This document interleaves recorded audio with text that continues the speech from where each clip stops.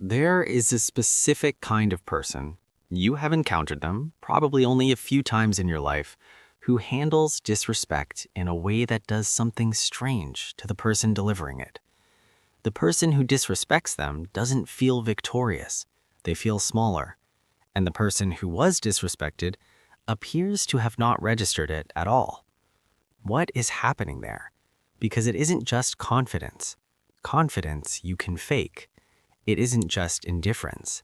Indifference is often performed. Whatever this is, it runs deeper. It changes the game entirely. Game theory is the mathematics of strategic interaction, and it has been applied to everything from nuclear deterrence to evolutionary biology. At its core, it asks one question. Given what I know about how the other player behaves, what is the optimal move? What game theory reveals about disrespect is this. Disrespect is a test. It is a move in a social game designed to measure your value, your security, your reaction cost. And when you react, when you get visibly rattled, when you scramble to restore dignity, you fail the test. You tell the other player exactly what they needed to know. This video is not about teaching you to suppress anger. It is about something more structural. It is about understanding what disrespect actually is, what it costs you to respond, and how to become the kind of person for whom the test was never worth running in the first place. Here is the fundamental fact most people never examine. Every reaction you give has a cost.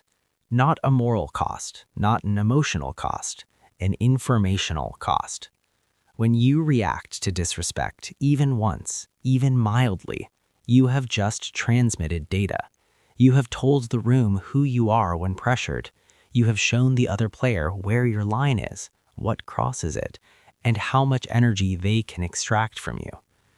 Economists call this revealing your reservation price. You walked into the negotiation and handed over your floor. Strategic thinkers across disciplines, from diplomacy to evolutionary biology, study what happens when one party reveals their reaction threshold. What they find is consistent. The moment you show your floor, the other party anchors to it. They now know the minimum required to move you. Thomas Schilling, writing on negotiation strategy in 1960, put it this way: the ability to commit, to make your response genuinely unreadable and non-negotiable, is one of the most powerful positions available in any conflict. Not the loudest position, the most unreadable one. You cannot hold that position if you are already reacting. Think about what this means practically. The person who cut you off in a meeting, they just ran an experiment on you. The colleague who delivered the backhanded remark in front of others, that was a probe. Not necessarily conscious, not necessarily malicious, but structurally that is what it is, a test of your reaction cost. And here is what almost nobody understands. The test has a correct answer, and the answer is not firing back. The answer is not staying silent while visibly seething. The correct answer is something more counterintuitive than both. It is to make the test unrewarding, not by suppressing the response, by genuinely not generating one. Because performed calm is detectable. The cortisol is in the voice. The tension is in the jaw. What cannot be detected and what cannot be anchored to is genuine equanimity. The kind that doesn't come from control, but from a structural shift in what you believe the situation is worth. When you genuinely don't believe their move warranted a reaction, no reaction is produced. The test returns no data, and a test that returns no data is a test that does not get run again. In 1950, John Nash published the mathematics of what we now call the Nash equilibrium, the state in a game where no player can improve their outcome by changing strategy, given what all other players are doing. It is the stable state, the resting point the game moves toward. What almost nobody applies to social dynamics is this. Most disrespect games do not have a Nash equilibrium that favors the person who retaliates. They have a Nash equilibrium that favors the person who makes retaliation structurally unnecessary. Here's the logic. When person A disrespects person B, they are attempting to establish a dominant position. If person B reacts emotionally, they confirm the power hierarchy. A has proven they can move B. If person B retaliates aggressively, both players escalate and burn resources, a negative-sum outcome for everyone. But if person B does something neither option predicts, if they respond from a position that doesn't accept the frame of the interaction as a competition, the game collapses. There is no equilibrium to reach because one player has exited the game's logic. This is not passivity. This is not turning the other cheek in a spiritual sense. This is a strategically superior position, the refusal to play by rules that disadvantage you. Richard Dawkins in The Selfish Gene formalized what he called the evolutionarily stable strategy, the ESS, a strategy that once adopted widely cannot be invaded by any competing strategy. When Dawkins modeled social aggression, he found that the evolutionarily stable strategy is neither pure aggression nor pure submission. It is conditional, but the condition it operates on is not the other player's provocation. It is the cost-benefit calculation of the response. The stable strategy retaliates when the cost of not retaliating is high. It absorbs when the cost of retaliating exceeds the cost of the original offense. Translated directly, most disrespect does not meet the threshold. Most disrespect is a cheap probe by a player who will never be significant in your life. The game theory of indifference is not about avoiding conflict at any cost. It is about correctly pricing conflict. Not everything deserves the resource expenditure. And the person who can accurately price social conflict, who can look at a cheap probe and identify correctly that it costs more to respond than to absorb, that person operates at a level of strategic clarity that most people never develop. In 1950, the biologist Amatz Zahavi published what he called the handicap principle, an idea initially dismissed and later vindicated by decades of evidence. Zahavi's argument, honest signals in nature are honest precisely because they're expensive. The peacock's tail is a reliable signal of fitness because it costs something real to grow and carry. An animal too weak or unhealthy to bear that cost cannot fake the tail. The impracticality of the signal is the proof of its authenticity. What Zahavi identified in biology, social psychologists have since documented in human interaction. Behaviors that are genuinely costly to perform function as credible signals. They cannot be easily counterfeited because the cost is integral to the meaning. Composure under genuine provocation is exactly this kind of signal. Performing calm while actually seething is detectable. The voice pitch shifts slightly. The micro-expressions leak in the body language tightens in small ways the other player can read. Genuine composure under genuine provocation cannot be faked because it requires something expensive, a psychological architecture that has genuinely restructured how the provocation is received. That architecture is visible. People can feel the difference. That's why the person who handles disrespect without flinching doesn't just avoid looking rattled, they gain status. Not because they were performing power, because everyone present can sense the composure was real, and real composure at that cost signals something significant about the internal resources producing it. Think about what this means for how you carry yourself over time.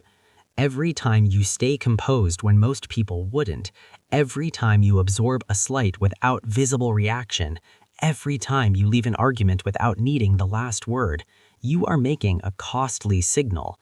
You are broadcasting, I have internal resources sufficient to absorb this and continue.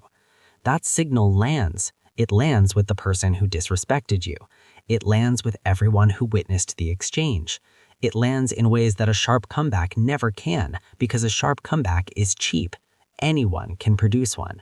What is not cheap is the genuine ability to look at a provocation and not need to respond to it. That unmoved quality is the signal. And what Zahavi's framework predicts is this. Over time, genuine composure raises your position in social hierarchies in a way that reactivity systematically cannot. The reactive person spends every interaction demonstrating they can defend themselves. The composed person has already demonstrated it without speaking a word. One of those positions requires constant maintenance. The other one becomes self-sustaining. One of them is power. It is not the one involving raised voices. Epictetus was a slave, 1st century CE, a man with no freedom of movement, no social standing, and no ability to protect himself from whoever owned him. And yet Epictetus articulated what is arguably the most structurally powerful philosophy of personal sovereignty ever written. His central framework, the dichotomy of control, was not a motivational reframe, it was a precision instrument. From the Enchiridion, his exact words, "Some things are in our control and others not. Things in our control are opinion, pursuit, desire, aversion, and, in a word, whatever are our own actions. Things not in our control are body, reputation, command, and, in one word, whatever are not our own actions." Reputation, on the not in control list, not because Epictetus didn't understand its social value. He clearly did, but because he understood something more important.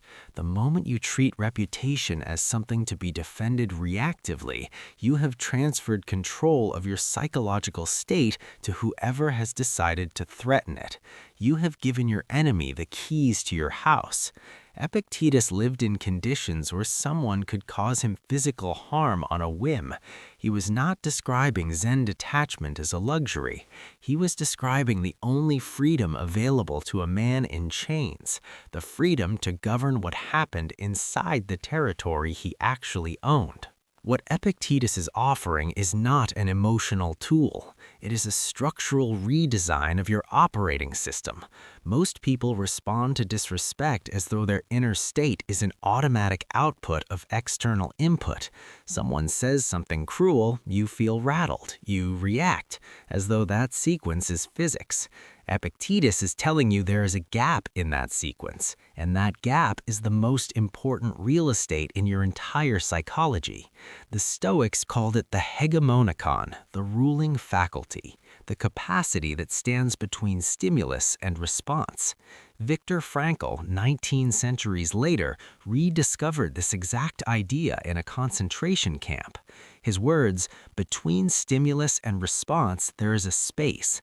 In that space is our power to choose our response. In our growth and our freedom lies the development of that space." Frankl didn't arrive at this in a philosophy seminar. He arrived at it while watching the Stoic principle prove itself in the most extreme conditions human beings have survived. The space between stimulus and response is trainable. It is expandable through practice. The person who has expanded it, who has consciously widened that gap, is not reacting to disrespect. They are watching it from a different position entirely. Robert Sapolsky spent decades studying stress biology, initially in wild baboon troops on the Serengeti, then in human populations. His book, Why Zebras Don't Get Ulcers, documents findings that most people find counterintuitive. Chronic stress, the kind that degrades health, impairs cognition, and shortens life, is not primarily produced by extreme acute events. It is produced by persistent low-grade activation of the stress response. And in human beings, the primary driver of that persistent activation is not physical threat. It is perceived social threat, perceived status loss, perceived lack of control over social outcomes. Sapolsky found that the baboons with the worst chronic stress profiles were not the lowest-ranking animals. They were the mid-ranking animals, most preoccupied with maintaining their position, the ones perpetually monitoring for challenges to rank, perpetually prepared to respond to perceived slights. The fight to maintain status was more physiologically costly than any single confrontation. This is not a peripheral finding. It is a biological description of what disrespect costs you when you treat it as a persistent threat to manage. The management is the toxin.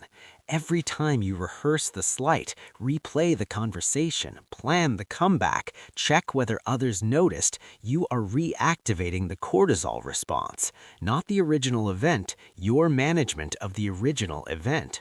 Sapolsky's biology converges with Epictetus's philosophy from a completely different angle.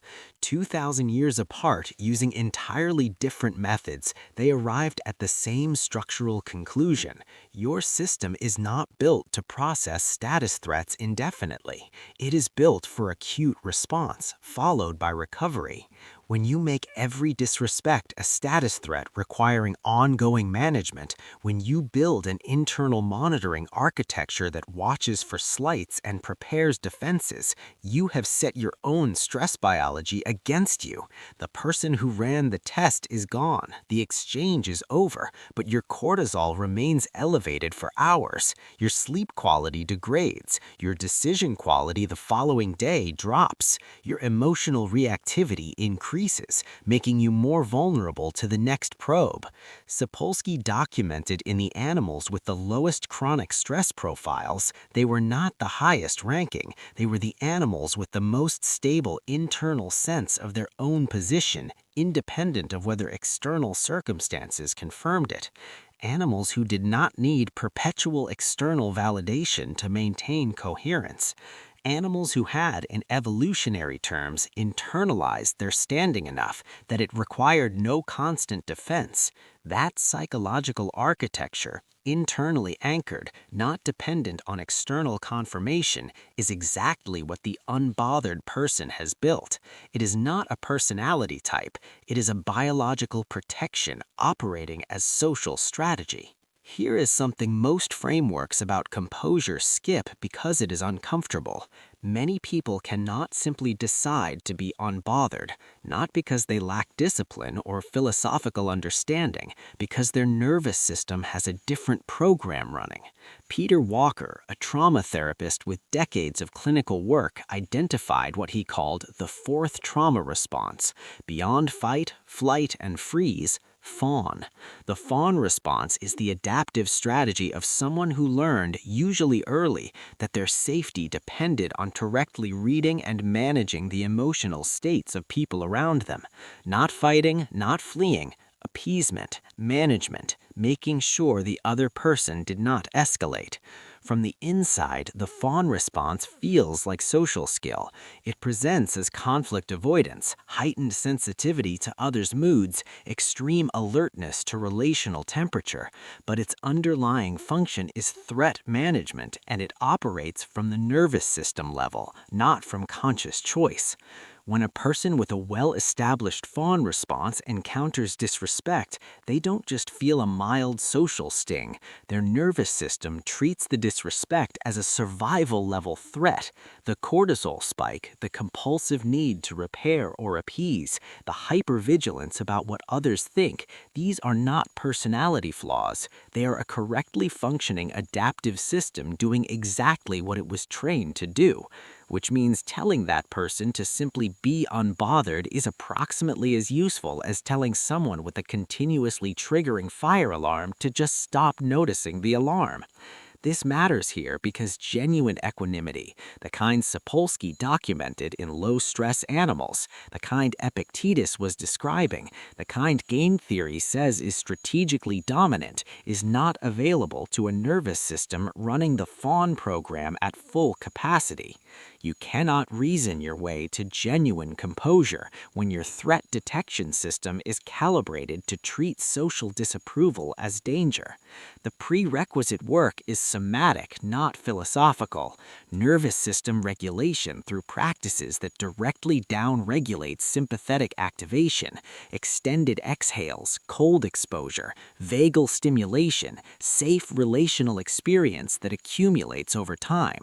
These are not enhancement tools, they are prerequisite conditions. The strategy builds on top of a regulated foundation. It does not function without one. Consider what this means practically. If you have encountered the logic of this video before, if you can understand every framework being presented, can explain it to someone else, and still feel the physical reaction running when it happens, that is not a failure of understanding. That is a correctly identified nervous system problem. The philosophical architecture is sound. The biological foundation needs attention first. You cannot build a genuinely unbothered inner structure on top of a chronically activated alarm system. The alarm needs to be addressed. Everything else follows. If the goal is genuine equanimity, not performed, not suppressed, but architecturally real, there are two distinct operations required, not techniques, structural changes. The first is identity re-anchoring. Most reactive behavior around disrespect happens because the person's sense of self is maintained by external social confirmation. Their identity is stable when people treat them well, and destabilized when they don't. When that treatment is inconsistent or hostile, the identity becomes uncertain. The uncertainty generates the reaction, not the disrespect itself. The fix is not caring less, it is locating identity more internally, in values, track record, commitments, a self-concept that remains coherent, independent of how others are behaving on a given day. Edward Desai and Ryan Rand spent decades researching self-determination theory, and what they found was this: intrinsic regulation, the state of acting in alignment with internally held values rather than external reward or approval, is associated with measurably lower reactivity to social stressors, higher psychological resilience, and greater behavioral stability under pressure. Their finding points to a practical conclusion.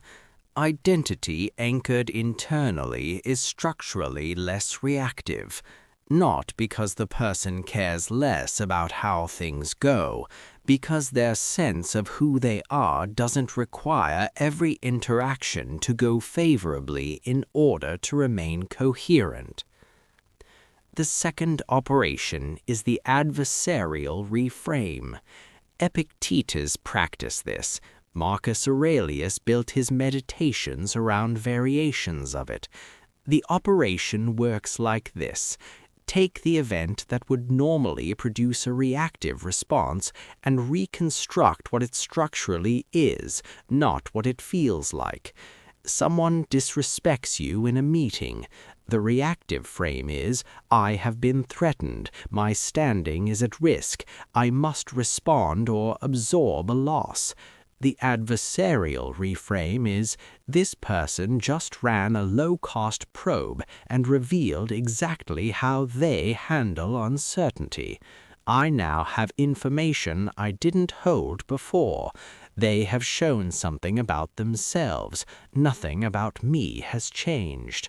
This is not rationalization. It is a precision instrument that, when applied accurately, produces a genuine shift in how the event registers, not because you are lying to yourself, but because the reframe is actually the more accurate read of what happened. Every disrespect you encounter is structurally someone else's behavior in response to their own internal state. It tells you about them. It tells you about your dynamic with them. It does not change who you are, what you have built, or where you are heading. The person who can execute this reframe not as a coping affirmation, but as a genuinely accurate analysis of the situation, does not suppress their reaction.